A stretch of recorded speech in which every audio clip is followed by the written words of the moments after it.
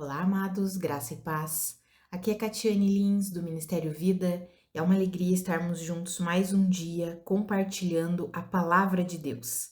Nós estamos meditando no Evangelho de João e o nosso capítulo de hoje é o capítulo 15. Eu quero compartilhar com os irmãos um devocional extraído dos versículos 9 ao 11. Está escrito assim: Como o Pai me amou, assim eu os amei. Permaneçam no meu amor. Se vocês obedecerem aos meus mandamentos, permanecerão no meu amor, assim como tenho obedecido aos mandamentos de meu Pai, e em seu amor permaneço. Tenho dito estas palavras para que a minha alegria esteja em vocês e a alegria de vocês seja completa. Amados, nós vemos em todo esse capítulo 15 aqui, Jesus ensinando os seus discípulos que a vida daquele que crê em Cristo Jesus é uma vida de completa dependência a Ele. Ou seja, é uma vida de rendição, uma vida em que nós não vivemos mais por nós mesmos, pela nossa própria força, pela nossa própria capacidade, pelas nossas próprias ideias, pela nossa própria inteligência. Não, pelo contrário, nós vamos viver de acordo com a vontade de Deus, sendo direcionados, instruídos, iluminados por Deus. É o Senhor quem vai o que nos direcionando, liderando a nossa vida por meio do Espírito Santo. E quando nós vemos esses versículos aqui que nós acabamos de ler, eles foram ditos logo depois que Jesus explica que Ele é a videira, que nós somos os ramos e que sem Ele nós não podemos fazer coisa alguma. Então ele explica como que funciona a vida daquele que crê em Cristo Jesus. Lembrando que ele estava falando essas palavras para os seus discípulos. Então ele estava ensinando como é a vida daqueles que foram escolhidos por Deus para viverem a vida de Cristo, para reinarem com Cristo, para serem o corpo de Cristo. E aqui, quando nós falamos sobre escolhidos por Deus, nós vemos isso ali no versículo 16, né? Vocês não me escolheram, mas eu os escolhi para irem e darem muito fruto. Aqui eu quero fazer um adendo, amados, que a eleição, a escolha de Deus, ela nunca é uma eleição fundamentada na acepção. Deus não é um Deus tirano, que ele escolhe alguns para serem seus filhos, outros para a perdição e pronto, acabou. Quando nós lemos 1 Pedro capítulo 1, o início ali, os versículos 1 e 2, nós conseguimos compreender que toda a eleição que Deus faz é uma eleição fundamentada no seu pré-conhecimento, ou seja, na sua onisciência. O que significa isso? Deus já sabe todas as coisas e ele sempre soube quem o aceitaria, quem se renderia a ele e quem rejeitaria, quem não se entregaria, quem não se sujeitaria à sua influência, ao seu governo, à sua liderança. Deus sempre soube disso. Então, toda escolha que Deus faz não é uma escolha fundamentada na acepção ou na tirania, mas é uma escolha fundamentada no seu pré-conhecimento. Ele já sabe quem o aceitará e quem o rejeitará. Nós não sabemos. Por isso que o nosso papel é o quê? É nos rendermos a Deus, é decidirmos por Deus e pregarmos e levarmos a mensagem para que as pessoas possam se render também. Deus sabe, Deus está em outra dimensão, amados. Deus, ele sabe todas as coisas, ele é eterno.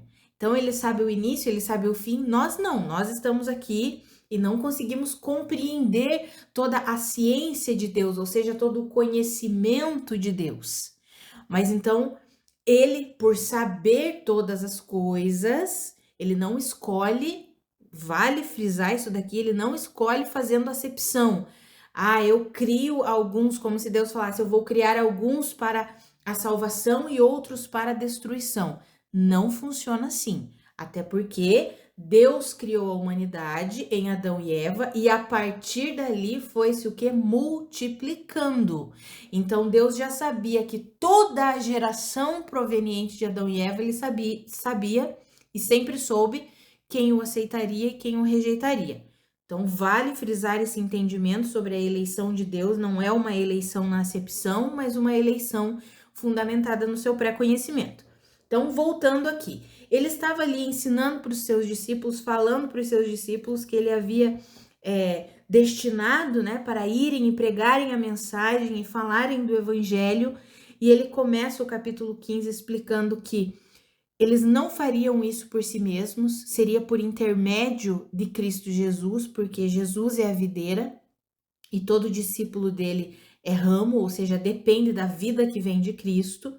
E aí ele continua a explicação e vai dizendo, olha, o mundo odeia vocês, se o mundo os odeia, tenham em mente que antes me odiou. Por que que o mundo odeia vocês? Porque vocês não são do mundo, vocês pertencem a Deus, do mesmo jeito que o mundo me odiou, me odeia, eles odeiam vocês também. Então, nesse capítulo, Jesus vem e deixa muito claro a vida de dependência a Cristo Jesus, e nós sofreríamos perseguições, né? De vários tipos, de muitas maneiras nós sofreríamos perseguições. E aqui nesses versículos que nós lemos, amados, eu separei esses versículos 9, 10 e 11 para nós entendermos algo que tem sido distorcido nesse tempo em que nós temos vivido. O que significa permanecer no amor de Deus? Muitas pessoas dizem, mas Deus é amor. E estão transformando o amor de Deus em libertinagem. Estão colocando o amor de Deus na caixinha do intelecto humano, ao invés de entender o que de fato significa o amor de Deus. E Jesus fala assim aqui, né, nesses versículos que nós lemos. Como o Pai me amou, eu também os amei. Então permaneçam no meu amor. Se vocês obedecerem aos meus mandamentos, vocês permanecerão no meu amor. Assim como eu tenho obedecido os mandamentos do meu Pai e em seu amor eu permaneço. O que significa permanecer no amor de Deus? Obedecer a Deus. Jesus explica isso, deixa muito claro aqui. E nós temos vivido um tempo em que as pessoas têm confundido esse conceito de amor de Deus e dizem que permanecer no amor de Deus, seguir o amor de Deus, é ser conivente com todas as coisas ao nosso redor. Amados, nós temos vivido um tempo em que muitos têm falado que os cristãos são intolerantes, que os cristãos são preconceituosos, que os cristãos, eles são causadores de divisão, no sentido de que os cristãos que de fato permanecem no amor de Deus, ou seja, obedecem à palavra de Deus, não concordam com o estilo de vida do mundo, esses cristãos têm sido colocados como o mal da sociedade. Você já percebeu isso, amados? Todo cristão que está fundamentado, enraizado em Cristo Jesus, ele é tido como intolerante, ele é tido como preconceituoso, como fascista. Você já percebeu isso, amados? Eu não estou falando aqui sobre política simplesmente não, tá? Estou falando aqui sobre conceitos. Um cristão que se posiciona contra o aborto. É um legalista, ele não entende a cultura, ele não entende a saúde da mulher, ele não entende os benefícios para a vida da mulher, ele não entende, ele é preconceituoso. Os cristãos são machistas. Por quê? Porque se posiciona contra o aborto, por exemplo. Cristãos posicionados contra a ideologia de gênero, isso é preconceito.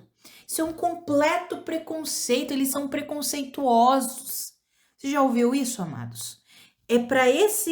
O mundo está indo para essa direção. E todos nós que permanecemos firmes, eu não estou falando aqui que nós vamos desrespeitar as pessoas, que nós vamos ser grosseiros com as pessoas, jamais. Muito pelo contrário. Mas nós vamos permanecer firmes nos conceitos que nós cremos. Nós vamos continuar firmes nos conceitos que Deus nos dá por meio da sua palavra e do seu Espírito. Isso é permanecer no amor de Deus. E o conceito de permanecer no amor de Deus tem sido torcido, tem sido distorcido nesse mundo. As pessoas acham que permanecer no amor de Deus é se tornar conivente com todos esses conceitos e com todas essas leis que vão contra a sabedoria de Deus, que vão contra o conhecimento de Cristo Jesus.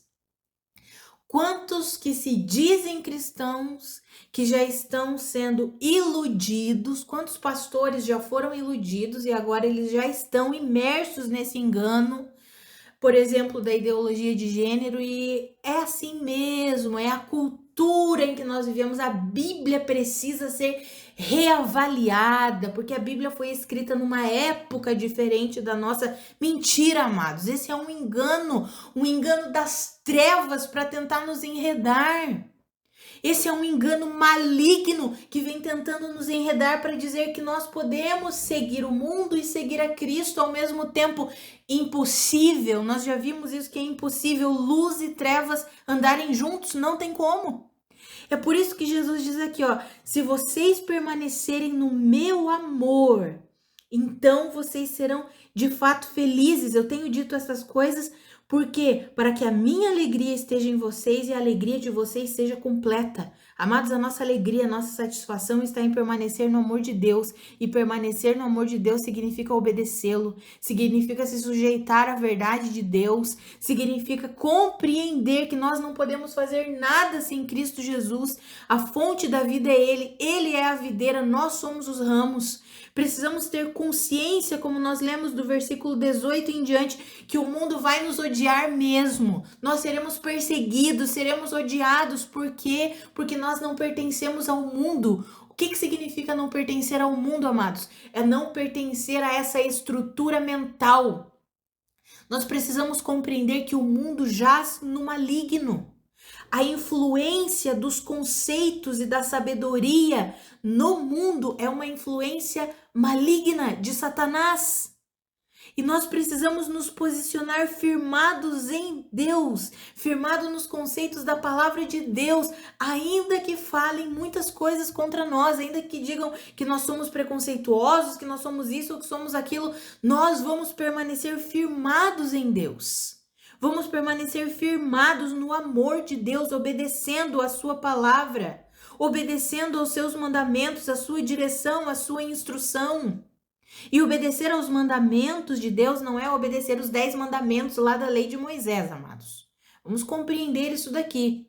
Quando nós lemos todo o Novo Testamento, nós entendemos plenamente, até porque Jesus trouxe uma explicação sobre a lei de Moisés. Ele disse, olha, a lei limitava algumas coisas, na lei vocês tinham algumas coisas, ele vai falar sobre adultério, sobre assassinato, ele vai dizer assim, olha, lá na lei diz que é pecado aquele que assassina o seu irmão. Eu digo que se você odiar o seu irmão, você já é tido como um assassino.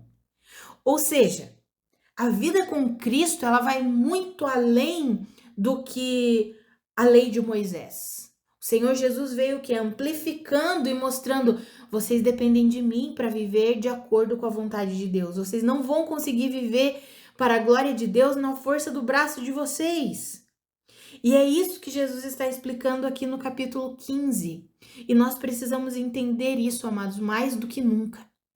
Nós temos vivido um tempo em que está se afunilando, os conceitos do mundo têm vindo contra a igreja e nós estamos assim, ou nós nos tornamos aquela igreja que consente com todas as coisas, aquela igreja conivente com o mundo, que eu vou chamar aqui da igreja de Laodiceia, como está escrito lá em Apocalipse, ou nós vamos nos tornar uma igreja que pode até ter pouca força, mas ela é perseverante nas verdades de Deus, ela não nega a palavra de Deus, ela não nega o poder de Deus, ela não nega a suficiência de Cristo Jesus, que eu vou chamar de igreja de Filadélfia. Depois você lê em Apocalipse capítulo 3, a diferença dessas duas igrejas, igreja de Filadélfia e igreja de Laodiceia, porque são tipos de igrejas que existiriam no final dos tempos, uma igreja genuína, firmada em Cristo Jesus, que é a igreja de Filadélfia, e uma igreja que só se diz cristã, mas que está completamente alinhada ao mundo, que é a igreja de Laodiceia. Depois você lê com calma lá em Apocalipse capítulo 3 e medita sobre isso. Amados, nós fomos chamados em Deus para permanecer no seu amor. E nós permanecemos no amor de Deus não é nos tornando coniventes com uma vida de pecado. Algumas pessoas acham que amar é se tornar conivente. Não, nós vamos continuar falando que não é assim que Deus tem estabelecido na sua verdade, na sua palavra. Nós continuamos amando as pessoas, continuamos sendo respeitosos com as pessoas, mas falar a verdade, que é uma das atitudes de quem permanece no amor de Deus, vai causar tumulto no mundo, sim. Vai causar problema no mundo, sim. Quando nos posicionamos na verdade, precisamos estar atentos. Por quê? Porque seremos perseguidos. Porque o mundo vai nos odiar, porque o conceito do mundo é um conceito de trevas. E luz e trevas não podem caminhar juntos. Então, aqueles que não querem se render a Deus, que não querem ter os seus pecados expostos à luz, eles vão sempre rejeitar. E aí eles vão dizer que a culpa é nossa. Nós é que somos os intolerantes. Mas nós precisamos permanecer no amor de Deus. Veja que a palavra diz que nós permanecemos no amor dele, obedecendo a ele. E quando vivemos assim, nós seremos realmente felizes. A nossa alegria será completa. Por quê? Porque aí saberemos que estamos rendidos ao nosso Senhor.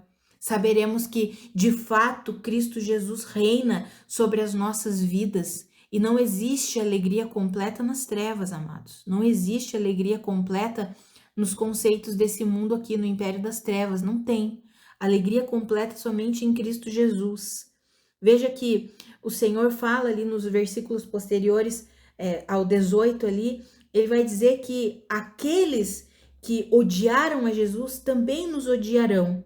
Mas aqueles que obedecerem à palavra de Jesus também poderão ouvir a nossa palavra e obedecer, ou seja, nós vamos continuar a obra de Cristo levando a verdade e muitos vão se render, muitos vão ouvir a mensagem através de nós e vão dizer, puxa, essa é a verdade, serão convencidos pelo Espírito Santo. É por isso que nós não podemos parar de falar a verdade, amados. Quando nós começamos a nos tornar coniventes com o pecado, nós acabamos impedindo as pessoas de se renderem a Cristo.